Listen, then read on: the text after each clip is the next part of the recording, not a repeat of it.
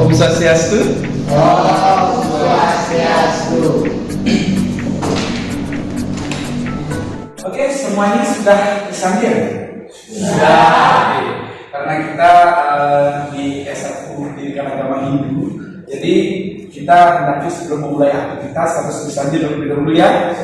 Oke, sebelum mengawali perkuliahan, Bapak ingin mengucapkan presentasi kehadiran bagi sekalian. Imade ibadnya ada langkah, igede bayi, ilum kertas mawati. Oke, minggu kemarin kita sudah membahas tentang kontrak kuliah dan rencana pembelajaran satu semester ya. Kita saat ini akan mempelajari tentang mata kuliah apa? Masih ingat ya, karena kebanyakan mata kuliah yang diambil. Hari ini kita mempelajari tentang mata kuliah apa? Ya, evaluasi pembelajaran ya. Oke, kemarin kita sudah perkenalan nama Bapak Imade Adikayasa, Bapak juga alumni staf di Puja Mataram yang sekarang beralih status menjadi IHM di Puja Mataram. Adik-adik, rekan-rekan mahasiswa ambil program studi S1 PG PAUD ya? Berarti calon guru ya? Oke, adik-adik, rekan-rekan mahasiswa tahu nggak apa hal yang terpenting sebagai seorang calon guru? Selain menjadi sebagai tenaga pendidik yang profesional, juga harus kira-kira apa yang menjadi faktor yang terpenting menjadi seorang guru? Bisa mengevaluasi pembelajaran yang dilaksanakan. Ya, selain itu adalah bisa mengevaluasi yang bagaimana? Apakah objektif, subjektif atau bagaimana? Seorang guru itu hendaknya dapat mengevaluasi siswanya dalam bentuk bagaimana? Apa kaidah-kaidahnya? Ya, silakan. Kalau menurut saya sebagai seorang pendidik itu kita harus objektif dalam memberikan penilaian.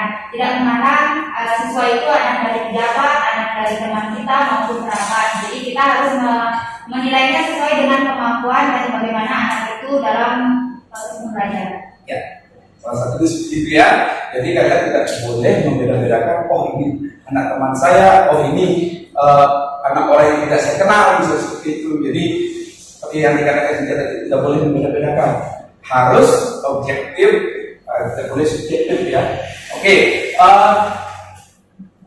sebelum kita masuk ke materi evaluasi pembelajaran pada siang hari ini, ada sebuah pertanyaan mendasar yang ingin Bapak tanyakan kepada adik-adik rekan-rekan mahasiswa terkait tentang evaluasi. Kira-kira di kelas ini ada yang sudah pernah dievaluasi atau mengevaluasi? Kira-kira ada nggak? Ada. Siapa kira-kira yang bisa menceritakan bahwa selama melaksanakan perkuliahan itu telah melaksanakan atau telah dievaluasi? Siapa kira-kira? Kira. Kemarin saya juga pernah dievaluasi dan pernah mengevaluasi. Yang pertama saya dievaluasi pada saat melaksanakan acara kuliah umum yang diadakan oleh UKM Dharma, di mana di sana di evaluasi tersebut kita itu diarahkan di mana letak kesalahan-kesalahan yang kita lakukan pada saat acara. Berarti kiranya paham apa tujuan dari mengevaluasi itu? Kalau menurut saya tujuan mengevaluasi itu menjadi bekal untuk kita agar bisa menjadi lebih baik lagi ke depannya. Oke, ada yang bisa menambahi lagi kira-kira? Ini sudah mata ya, karena sudah bersedia untuk mendeskripsikan atau memberikan pengalaman pernah mengevaluasi dan dievaluasi. Silakan. Kenapa perlu dievaluasi? Karena menurut saya dengan adanya evaluasi itu menjadi sebuah tolak ukur untuk mengetahui seberapa besar seberapa baik berjalannya suatu kegiatan atau suatu pembelajaran, dan sebagai pembelajaran untuk mengetahui di mana letak kesalahan sehingga kedepannya bisa diperbaiki. Ya, benar ya. Jadi tujuan dari suatu evaluasi tersebut adalah untuk mengukur ketercapaian dari suatu program atau pelaksanaan suatu kegiatan ya. Jadi tentunya setiap kegiatan itu harusnya idealnya itu dievaluasi agar mengetahui, oh ternyata dalam pelaksanaan kegiatan ini ada sesuatu tantangan ataupun hambatan yang dialami, bisa seperti itu. Lalu apa strategi ataupun langkah-langkah yang digunakan untuk mengatasi tantangan ataupun hambatan tersebut, sehingga ketika di kemudian hari kita melaksanakan kegiatan tersebut, kita mengetahui oh ternyata metode ini, strategi ini tidak pas untuk melakukan kegiatan ini. Ketika ada halangan, tantangan ataupun hambatan seperti ini, kita akan menggunakan metode seperti ini. Jadi kita dapat memilih langkah strategi yang tepat di dalam melaksanakan atau menyukseskan suatu program kegiatan tersebut. Jadi salah satu tujuan dari mengevaluasi yaitu untuk mengetahui sejauh mana ketercapaian dari proses atau pelaksanaan kegiatan yang telah dilakukan, apakah sudah sesuai atau belum dengan rencana yang telah ditentukan. Jadi adik-adik rekan-rekan mahasiswa ini kan calon guru di PG PAUD ya, di PAUD ya. Jadi seorang guru PAUD itu pasti akan melakukan suatu penilaian kepada siswanya seperti itu. Jadi penilaian di PAUD jelas berbeda dengan penilaian di SMA ataupun di tempat perguruan tinggi ya, seperti kalian ini ya. Jadi pelaksanaan evaluasi itu tentunya di perguruan tinggi kalian juga telah melaksanakan evaluasi karena kalian sudah di semester 3 ya, semester 3. Jadi sudah dievaluasi supaya melalui apa? Misalnya kayak UAS kan, pasti semester 1, semester 2 kalian sudah mengikuti UAS kan? UAS, UTS ataupun kuis ya. Nah, setiap pertemuan itu pasti ada istilahnya pretest dan post-test. Nah, mengapa harus diadakan pretest dan post-test tersebut? Karena untuk mengetahui pemahaman pretest dilaksanakan untuk mengetahui pemahaman awal dari adik rekan-rekan mahasiswa terkait materi yang akan disampaikan. Sedangkan post-test tersebut adalah salah satu bagian dari evaluasi untuk mengetahui sejauh mana penerimaan atau pemahaman dari materi yang telah disampaikan oleh si dosen ataupun pendidik kepada peserta didik tersebut, sejauh mana daya serap dari mahasiswa tersebut. Nah, jadi kelemahan dan kelebihan itu perlu diketahui untuk hal-hal yang bersifat positif ya. Jadi kelemahan diketahui bukan berarti untuk menurunkan mental semangat kalian, seperti itu. Justru dengan adanya pengetahuan kalian tentang kelemahan tersebut akan menjadi motivasi kalian untuk menjadi lebih baik ataupun mencari alternatif yang terbaik untuk mengatasi kelemahan yang kalian miliki. Gitu. Nah.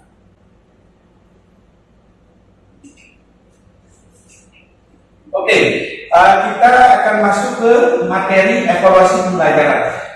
Pada pertemuan kedua ini, kita akan membahas tentang evaluasi pembelajaran pada ruang lingkup pengertian, tujuan, fungsi, prinsip, dan ruang lingkup dari evaluasi pembelajaran. Nah, pada sesi yang pertama yaitu evaluasi pembelajaran, kita akan membahas tentang pengertian dari tes.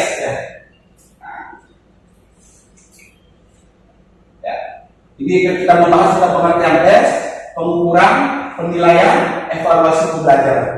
Nah, jadi rekan-rekan mahasiswa di sini ada yang paham nggak apa itu tes, pengukuran, penilaian, evaluasi atau evaluasi pembelajaran? Apakah kelima indikator tersebut merupakan suatu hal yang sama? Ya, silakan. Kalau menurut saya dari segi pengertiannya berbeda, tapi kalau tujuannya sama. Apa hal yang membedakan dari pengukuran, tes, penilaian dari segi pengertian misalnya? Tes kira-kira apa? Kenapa kok dibilang tes, pengukuran, penilaian itu adalah hal yang berbeda? Karena kalau kayak lebih ke cara yang digunakan metode ini. Ya, tes ini adalah merupakan alat ya, alat untuk melakukan suatu pengukuran ataupun penilaian. Nah, sedangkan pengukuran ini itu identik dengan membandingkan antara sesudah ataupun sebelum dengan indikator angka-angka bersifat kuantitatif. Nah, sedangkan penilaian ini merupakan hasil dari tes pengukuran tersebut. Nah, jadi evaluasi ini merupakan hasil akhir dari pelaksanaan tes, pengukuran dan penilaian tersebut. Nah, kita sekarang masuk ke pengertian. Oke, pengertian tes. Nah, di sini Hamid Hasan menyatakan bahwa tes adalah alat pengumpulan data yang dirancang secara khusus. Kekhususan tes dapat dilihat dari konstruksi butir soal yang dipergunakan. Mengukur itu adalah suatu daya upaya atau kegiatan aktivitas membandingkan antara satu objek dengan objek yang lainnya berdasarkan fakta-fakta ataupun kriteria tertentu yang mengarah pada angka-angka yang bersifat kuantitatif. Oke, selanjutnya ini penilaian. Nah, menurut Slavin itu penilaian adalah suatu pengukuran sejauh mana siswa telah mempelajari tujuan yang ditetapkan bagi mereka. Nah, yang kedua, menurut Iriani menjelaskan bahwa penilaian adalah suatu kegiatan pengukuran kuantitatif, penetapan untuk pengetahuan siswa secara menyeluruh dan terintegrasi dalam proses pembelajaran serta menggunakan beragam bentuk ya. Nah, sehingga dapat kita simpulkan bahwa penilaian adalah proses penyamaran atribut atau dimensi atau kuantitas berupa angka atau huruf terhadap hasil asesmen ataupun evaluasi dengan cara membandingkan ya. Jadi membandingkan antara satu objek dengan objek tertentu lainnya ya. Nah, setelah itu kita akan membahas tentang evaluasi. Jadi apa itu evaluasi? Nah, jadi dari pertanyaan dari tes, pengukuran, penilaian, apa sih evaluasi tersebut? Tadi saya jelaskan tentang pengertian tes. Jadi sekarang kita akan membahas tentang evaluasi. Nah, evaluasi menurut Rob Taylor itu bahwa evaluasi merupakan sebuah proses pengumpulan data untuk menentukan sejauh mana, dalam hal apa, dan bagaimana tujuan pendidikan sudah tercapai. Jika belum, bagaimana yang belum tercapai. Jadi ketika adik-adik rekan-rekan mahasiswa ini sudah masuk di semester 3, itu hasil dari evaluasi itu dalam bentuk apa kira-kira? Ujian itu kan bentuk pengukuran penilaiannya, evaluasinya. Ya, penilaian ya. Jadi evaluasi itu dalam bentuk KHS, ya kan? Nah, KHS itu dalam arti kartu hasil studi ya. Jadi dari kartu hasil studi tersebut menjelaskan sejauh mana pencapaian kalian di dalam melaksanakan suatu perkuliahan dalam satu semester ya. Nah, jadi apa fungsi KHS tersebut? Apa? Ya? Bagi tolak ukur apa? Misalkan dalam KS-nya dia satu semester itu dapat nilai jelek kurang bermuasal, dia bisa dari sana dia mengubah agar dia tidak terapat depannya setelahnya dapat nilai seperti yang sama yang dia punya. Sebagai tolak ukur untuk mengubah nilai dia jadi lebih bagus lagi Ya, untuk meningkatkan prestasinya. Ya, KS itu kalau di rekan-rekan mahasiswa juga bisa digunakan sebagai yang dikatakan dari oleh teman saudara-saudara sekalian Pak Rama bahwa KS itu digunakan untuk evaluasi untuk meningkatkan prestasi. Selain itu juga untuk mengetahui ketercapaian kalian sudah sejauh mana pemahaman kalian terhadap mata kuliah yang telah kalian tempuh selama satu semester tersebut, dan sebagai bahan laporan kalian kepada orang tua kalian, dan itu juga sebagai bahan evaluasi dari dosen pengampu, hasil evaluasi dari dosen pengampu mata kuliah yang kalian ambil di sana. Oh, ternyata siswa ini mendapatkan nilai sekian, dia itu layak untuk mengikuti mata kuliah selanjutnya.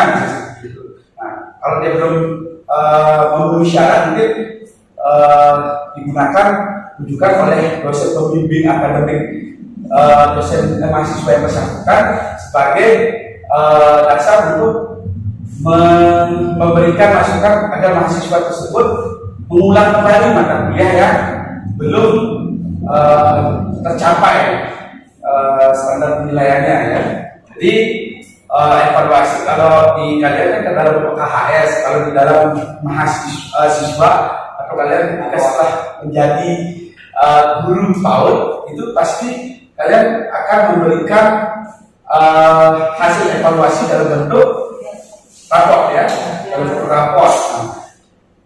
Sekarang hasil raport tersebut mungkin tidak disampaikan bahwa si A ranking 1, si B ranking 2, seperti itu.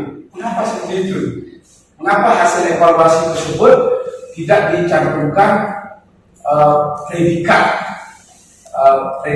atas tingkat dari siswa tersebut? Kira-kira ada yang bisa memberikan hasil analisisnya enggak? Kenapa? Kalau dulu pada tahun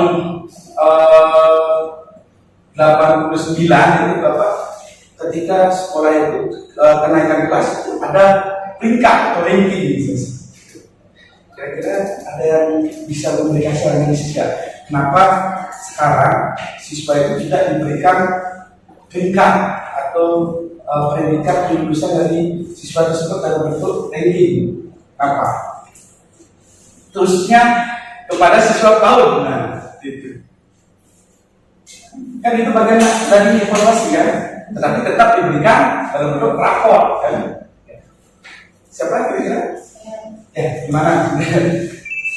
Kalau menurut saya, kenapa predikat atau predikat itu tidak lagi digunakan dalam evaluasi, karena predikat itu hanya terpaku kepada nilai berdasarkan pengetahuan. Sementara dalam pendidikan Indonesia, khususnya pendidikan saat ini, tidak hanya menekankan pada perkembangan atau perubahan kognitif, tetapi juga perkembangan tingkah laku dari siswa itu sendiri. Ya, benar ya, yang disampaikan oleh Cynthia tadi. Selain itu juga untuk agar tidak terjadi mungkin kesenjangan antara siswa A, B, C, dan ini ranking 1, ini berarti siswa pintar, ini ranking 2, ini dalam ranking ini siswa yang tidak pernah seperti itu ya. Dan sama seperti kalian sekarang kan HS itu ada nggak rankingnya? Tidak ada kan ya.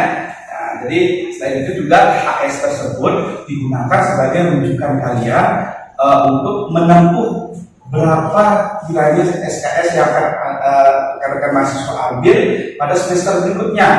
Nah, ketika nilai IPK-nya di bawah standar yang ditentukan, maka tidak mungkin akan mendapatkan SKS yang full ya. Jadi ini kita selanjutnya akan membahas tentang evaluasi pembelajaran sesuai dengan materi perkuliahan kita pada siang hari ini, yaitu evaluasi pembelajaran merupakan proses atau kegiatan yang sistematis, berkelanjutan dan menyeluruh dalam rangka pengendalian penjaminan dan penetapan kualitas, nilai dan arti berbagai komponen pembelajaran berdasarkan pertimbangan dan kriteria tertentu sebagai bentuk pertanggungjawaban guru dalam melaksanakan pembelajaran. Nah, jadi mengapa perlu dilaksanakan evaluasi pembelajaran tersebut adalah sebagai salah satu pertanggungjawaban dari guru tersebut. Apakah dia sudah mencapai target ataupun pelaksanaannya sesuai dengan rencana-rencana yang telah ditentukan, apakah sesuai dengan kurikulum, ataukah sebagai bahan pertimbangan nanti ketika telah diperoleh hasil evaluasi tersebut, maka seorang guru dapat menentukan, oh ternyata anak ini memiliki kelebihan seperti ini, yang si A memiliki kelebihan seperti ini. Nah, jadi dapat menyikapi, oh ternyata metode pembelajaran yang tepat untuk di kelas ini adalah menggunakan metode ini. Ya. Yang selanjutnya, tujuan evaluasi pembelajaran. Setiap kegiatan pasti tentunya memiliki tujuan ya. Kalian kuliah pun pasti memiliki tujuan ya. Jadi kiranya apa di benak kalian tentang tujuan dari evaluasi pembelajaran, dari hasil penjelasan pengertian tersebut, apa kira-kira tujuan dari evaluasi pembelajaran tersebut? Nah, ya silakan Cynthia lagi ya. Gimana Cynthia? Menurut saya, tujuan evaluasi pembelajaran itu adalah untuk dijadikan sebagai sarana atau bahan pertimbangan bagi seorang guru dalam menentukan siswa itu bisa lulus atau tidak dalam mata pelajaran dan mata perkuliahan. Ya, salah satunya seperti itu ya. Jadi sesungguhnya evaluasi pembelajaran tersebut bertujuan adalah untuk melihat produktivitas, efektivitas kegiatan dari belajar mengajar yang telah dilaksanakan oleh dosen atau guru di kelas. Nah, jadi ketika pembelajaran tersebut telah dievaluasi, nilainya rendah, berarti entah itu penyampaian dari dosennya yang kurang, ataukah perhatian atau daya serap dari mahasiswanya yang kurang. Ketika nilainya tinggi, kemungkinan itu antara materi yang disampaikan dan fokus dari mahasiswa tersebut mungkin terjadi interaksi ya, ada feedback. Karena proses pembelajaran itu tidak akan dapat dikatakan berhasil ketika tidak ada feedback antara pendidik dengan peserta didik. Ya, timbal balik. Mungkin analoginya bagaikan seorang gembala sapi.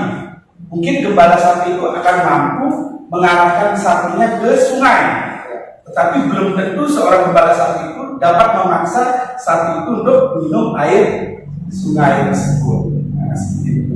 Jadi begitu halnya dengan antara dosen dengan mahasiswa. Mungkin dosen mampu mengajak mahasiswanya untuk masuk ke kelas, tapi belum tentu di dalam kelas tersebut mahasiswa bersedia untuk menerima materi pelajaran ataupun mengikuti berinteraksi di dalam proses belajar mengajar. Nah, kegiatan belajar mengajar itu tidak dapat dikatakan berhasil ketika tidak ada interaksi. Jadi adanya feedback antara pesan yang disampaikan oleh si pemberi materi ataupun pendidik dan feedback dari peserta didik itu. Yang kedua yaitu memperbaiki dan menyempurnakan kegiatan guru. Nah, seperti yang dijelaskan tadi, ternyata evaluasi itu sangat bermanfaat, sangat berguna untuk memperbaiki. Ternyata ketika saya melaksanakan pembelajaran di kelas PJ PAUD ini, ternyata materi yang tepat ataupun strategi yang tepat adalah menggunakan misalnya pembelajaran dengan sistem ceramah misalnya, seperti itu. Ternyata kalau di PAUD tidak cocok menggunakan sistem ceramah. Jadi sistem apa yang harus kita gunakan untuk memperbaiki proses pembelajaran tersebut agar ketika melaksanakan pembelajaran di kemudian hari di kelas yang sama itu siswanya lebih aktif seperti itu. Mungkin menggunakan sistem tanya jawab atau memberikan suatu ulasan materi dalam video bisa seperti itu. Yang ketiga yaitu memperbaiki, menyempurnakan dan mengembangkan program belajar mengajar. Nah, maksudnya di sini apa? Memperbaiki, menyempurnakan dan mengembangkan program pembelajaran belajar mengajar. Kira-kira maksudnya gimana? Tadi kan sudah dijelaskan bahwa untuk mengetahui kira-kira permasalahannya apa dan bagaimana caranya memperbaiki atau mengatasi permasalahan tersebut. Nah, sekarang diarahkan kepada setelah memperbaiki menyempurnakan, sehingga ketika pertama kali melaksanakan pembelajaran tersebut daya serapnya mungkin 50% dan ketika pembelajaran berikutnya daya serapnya menjadi 80%. Untuk meningkatkan ya, seperti kata Rama itu untuk mengetahui ternyata semester ini IPK saya berapa segini gitu. Jadi bagaimana caranya untuk meningkatkan IPK mungkin dari 2,5 menjadi 3,5 gitu. Nah, yang terakhir yaitu mengetahui kesulitan apa yang dihadapi oleh siswa selama kegiatan belajar mengajar. Jadi selain hambatan atau tantangan yang dihadapi oleh seorang guru, di sana kita juga akan mengetahui apa kesulitan yang dihadapi oleh siswa tersebut. Nah, terutama di PAUD. Di PAUD itu tidak bisa kita samakan dengan siswa SMA, SMP ataupun mahasiswa. Kalau mahasiswa kan ketika dosen sudah tidak kelas mungkin dia tidak berani atau malu keluar atau bermain. Kalau di PAUD, ketika dia anak PAUD tersebut karena anak PAUD itu kan berkisar di bawah 6 tahun. Jadi kalau sampai 6 tahun itu anak usia dini, jadi dia ketika untuk mampu menarik perhatian kita harus membuat suatu materi yang menarik kepada anak PAUD tersebut. Jadi tidak bisa kita paksakan, ayo duduk di sini misalnya seperti itu. Perhatikan ibu guru misalnya untuk menjelaskan. Jadi anak PAUD itu akan ketika menuruti dan fokus untuk menerima materi ketika dia merasa tertarik terhadap materi tersebut. Nah kalau tidak tertarik dia mungkin siswa PAUD itu bersifat aktif, dia akan keliling mengganggu temannya seperti itu. Nah jadi kita harus sesuaikan materi yang tepat untuk mana yang digunakan untuk anak PAUD, mana yang digunakan untuk mahasiswa.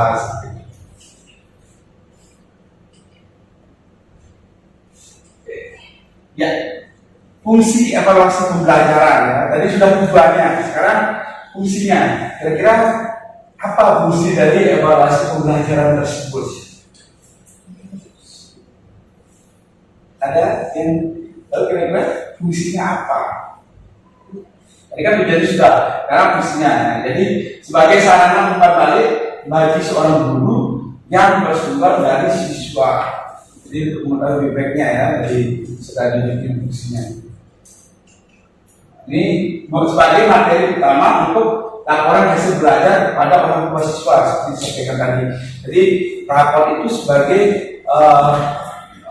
istilahnya materi utama untuk melaporkan keadaan siswa. Oh ternyata siswa ini kelebihannya seperti ini, kekurangannya seperti ini, keadaan sikapnya di kelas seperti ini, dan hasil dari belajarnya, misalnya ada mahasiswa KS ternyata IPK-nya 3,5, misalnya seperti itu. Bagaimana caranya supaya dapat mengatasi tadi permasalahan dalam proses pembelajaran tersebut. Oh ternyata mungkin dari segi materi yang disampaikan belum dipahami atau ada terjadi permasalahan misalnya di antara mahasiswa tersebut sehingga dia tidak fokus untuk menerima materi seperti itu. Nah ini sebagai alat untuk mengetahui penguasaan, pengetahuan, nilai-nilai dan keterampilan oleh peserta didik, aspek-aspek kelemahan peserta didik dan tingkat ketercapaian siswa, pengembangan belajar siswa. Jadi seperti yang disampaikan tadi ya, untuk mengetahui sejauh mana ketercapaian dari proses pembelajaran yang dialami oleh peserta didik dan untuk mengetahui kelemahan dan kekurangan dari kelemahan dan kelebihan dari peserta didik tersebut. Jadi tadi pada penyampaian awal itu Bapak memberikan semacam pertanyaan normatif dalam bentuk mendeskripsikan kelemahan dan kelebihan dari rekan-rekan mahasiswa. Tujuannya bukan dalam arti untuk memberikan apa istilahnya, membuat mahasiswa malu untuk menjelaskan oh ini kelemahan saya apa gitu. Apa kelebihannya untuk memamerkan mereka bukan seperti itu, tapi lebih dari untuk mengetahui bahwa ternyata ini kekurangan saya harus melakukan apa kiranya yang dapat mendukung untuk saya dapat mengatasi kelemahan tersebut, sehingga kelemahan tersebut menjadi suatu kelebihan atau kekuatan untuk mencapai kesuksesan. Nah, dalam pelaksanaan evaluasi tentunya ada prinsip yang harus dipenuhi dalam evaluasi pembelajaran, yakni evaluasi harus masih dalam visi-visi kerja tujuan yang telah ditentukan. Maksudnya bagaimana? Evaluasi harus masih dalam visi-visi kerja yang kerja tujuan yang telah ditentukan. Masih sejalan dengan apa yang sudah diberikan, makanya jangan sampai keluar dari materi yang diberikan. Iya, benar. Seperti tadi kan, rekan-rekan mahasiswa kan pasti sudah melaksanakan kegiatan organisasi kemahasiswaan. Nah, dalam pelaksanaan kegiatan tersebut, misalnya kegiatan futsal dan begitu bisa seperti itu. Dan mungkin kalian akan melakukan evaluasi kegiatan bakti sosial gitu, seperti itu. Jadi harus sesuai dengan visi dari tujuan yang telah ditentukan. Ya. Yang berikutnya itu dilaksanakan secara komprehensif. Dilakukan secara menyeluruh. Ya, secara menyeluruh ya, tidak bisa dalam satu aspek hanya dari sudut pandang objektif saya, harus juga subjektifnya juga. Oh ternyata kenapa dia tidak bisa melaksanakan, misalnya di dalam organisasi mahasiswa, oh dia tidak melaksanakan tugas, bukan dalam hal pelaksanaan tugasnya aja dia tidak dilakukan, tetapi apa kiranya yang menyebabkan panitia tersebut atau anggota tersebut tidak bisa melaksanakan tugas yang telah diberikan. Nah, ini dilaksanakan dalam proses yang kooperatif antara guru dengan peserta didik. Nah, kenapa? Kira-kira. Kenapa kira-kira harus dilaksanakan dalam proses yang kooperatif atau guru dengan peserta didik? Ya, ya harus seimbang kan? Ya, jadi seimbang ya. Jadi dilaksanakan dalam proses yang berkesinambungan. Nah, ini yang keempat, kenapa dilaksanakan dalam proses yang berkesinambungan? Kenapa tidak cukup dah di sana misalnya pelaksanaan kegiatan seperti tadi usaha dan juga ya cukup evaluasi di sana saja. Kenapa harus berkesinambungan? Kenapa tidak cukup evaluasi belajar selesai? Kenapa harus berkesinambungan atau berkelanjutan? Karena masih akan dilaksanakan lagi kegiatan-kegiatan selanjutnya. Ya, untuk sebagai bahan evaluasi ya. Jadi untuk mengevaluasi ternyata dalam pelaksanaan usaha dalam juga saat ini 2022 misalnya seperti itu, ternyata ini kendalanya, kendalanya ialah terjadinya apa yang menyebabkan tidak bisa secara langsung, secara luring seperti itu. Jadi harus dilaksanakan secara daring. Nah, jadi ketika pelaksanaan berikutnya mungkin ada proposal-proposal tertentu yang dilakukan agar ketika terjadi hal yang sama misalnya kasus pandemi, ada kiranya strategi atau langkah yang menggunakan yang lebih efektif dan lebih efisien. Ataukah misalnya saat ini dilakukan secara luring, ternyata biayanya besar misalnya seperti itu. Gimana kalau kita laksanakan secara daring, tapi tidak mengurangi esensi ataupun tidak mengurangi tidak mengurangi makna dari pelaksanaan kegiatan tersebut, tapi pelaksananya tetap efektif dan efisien, gitu ya. Ya, yang terakhir itu peduli dan mempertimbangkan nilai-nilai yang berlaku. Nah, jadi seperti tadi, jangan sampai karena itu anak dari teman kalian yang bersekolah di tempat kalian, jadi ragu untuk mengevaluasi. Justru itu yang salah. Seharusnya kalian tetap memperlakukan bahwa dia anak saya itu urusan belakangan. Jadi justru ketika kalian peduli kepada teman kalian, kalian harus mengevaluasi secara sungguh-sungguh anak dan teman kalian karena dia mengamanatkan anaknya di tempat kalian bekerja. Jadi supaya mengetahui sebagai bahan pertimbangan oh ternyata anaknya kelemahannya seperti ini, kelemahannya sekolah seperti ini, bagaimana caranya untuk memperbaiki ke arah yang lebih positif, ke arah yang lebih berprestasi. Justru itu yang dikatakan sebagai teman yang mungkin memotivasi ya supaya teman lainnya berhasil juga. Ini yang terakhir yaitu ruang lingkup. Nah, jadi ruang lingkup dari evaluasi itu yaitu evaluasi program pengajaran, evaluasi proses pelaksanaan pengajaran, evaluasi hasil belajar. Nah, jadi tiga aspek inilah yang menjadi ruang lingkup dalam evaluasi pembelajaran. Oke, mungkin kita akan menyaksikan beberapa menit tentang video yang akan rekan-rekan mahasiswa evaluasi. Bisa siapkan kertas. Mungkin nanti setelah tayangan video ini, nanti rekan-rekan mahasiswa mengevaluasi kira-kira apa kekurangan, apa kelebihan dari materi ataupun penayangan video yang ada di layar.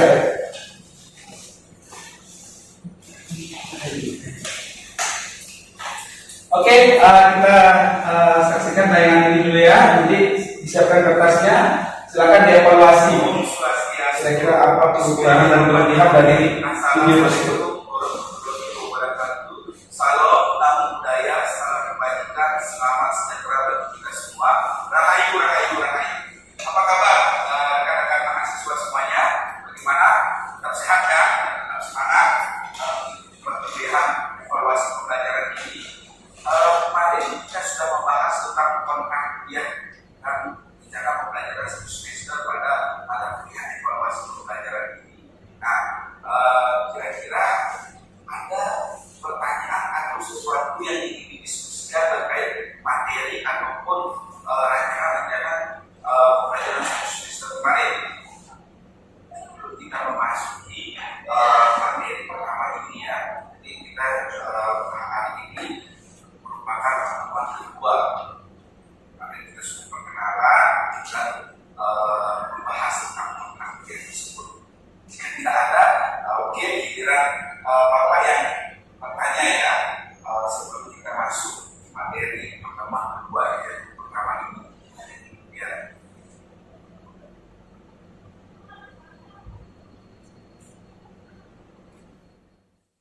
Oke, kira-kira ada yang bisa menyampaikan apa yang bisa dievaluasi dari tayangan video tersebut? Apa kelemahan dan kekurangan dari video tersebut? Ya, silakan. Sebelumnya boleh Bapak dikit yang memberikan masukan di dalam video tersebut. Alangkah lebih baiknya kalau bisa dibuat lebih menarik lagi, karena agar bisa menarik minat siswa untuk menonton. Karena di video juga, dengan video juga belum tentu siswa mau terus menonton.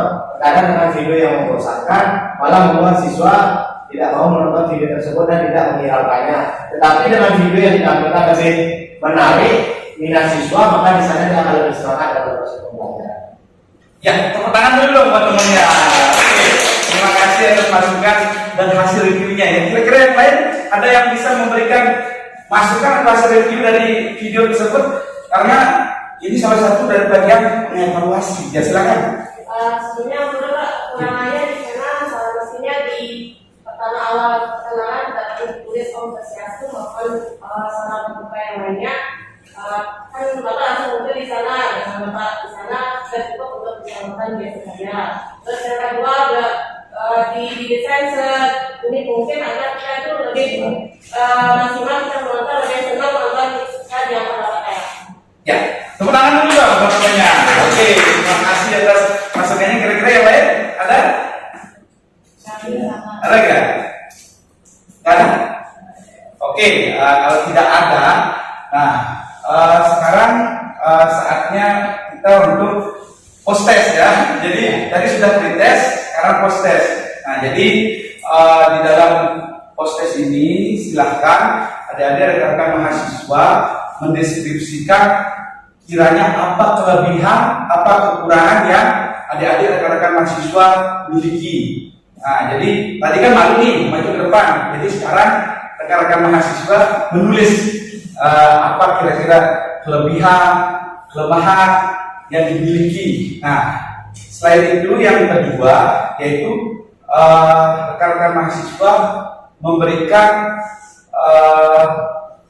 istilahnya penjelasan tentang pengalaman mengevaluasi dan dievaluasi selama melaksanakan perkuliahan di IHN Gede Suja Mataram ini, sehingga hal tersebut mungkin akan dapat membantu rekan-rekan mahasiswa untuk memperbaiki kiranya penyampaian dari penerimaan dari materi yang selama ini telah dilaksanakan ya. Jadi silakan dikerjakan untuk batas tengah waktunya sampai tanggal 10 Januari 2023.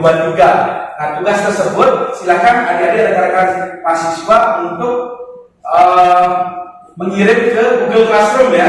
Jadi silakan jawabannya di-upload di Google Classroom. Karena mungkin rekan-rekan mahasiswa mungkin ketika tugas tersebut dikirim secara privasi mungkin agak lebih leluasa untuk memberikan jawaban dari kelemahan dan kekurangan yang dimiliki ya. Nah, jadi silakan kirim batas tengah waktunya sampai tanggal 10 Januari 2023 pada pukul 23:59 ya. Kenapa Bapak berikan tengah waktu? Itu adalah salah satu bagian dari kedisiplinan. Jadi kita akan mengetahui mana yang bisa mengerjakan tugas, tanggung jawab dan kewajiban sesuai dengan batas deadline yang telah diberikan dan mana yang mungkin belum bisa. Nah, nanti di sana kita akan evaluasi lagi. Kiranya apa faktor penyebab sehingga adik-adik rekan-rekan mahasiswa menjadi terlambat mengumpulkan tugas tersebut. Bagian dari evaluasi ya. Jadi segala sesuatu kegiatan itu bisa dievaluasi ya. Dan harusnya dievaluasi untuk memperbaiki ketika melaksanakan kegiatan yang sama pada kesempatan berikutnya ya. Jadi bagaimana? Apakah ada pertanyaan dari materi yang tadi telah disampaikan dari rekan-rekan mahasiswa? Bagaimana? Tidak ada? Nah, kalau tidak ada, berarti kita sampai di sini perjumpaan kita pada pertemuan kedua ini. Nah, jadi untuk pertemuan selanjutnya, silakan adik-adik rekan-rekan mahasiswa mempelajari terlebih dahulu materi tentang rencana pembelajaran di sekolah ya, untuk PAUD ya.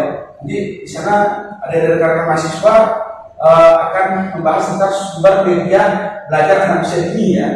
Jadi silakan dipelajari materi terkait hal tersebut. Referensinya silakan dicari di perpustakaan ataupun di mesin pencari Google, gitu ya. Silakan. Nah, jadi untuk pertemuan kita kedua ini mungkin Bapak rasa kita akhiri dengan mengucap kata Santi ya. Om Santi Santi.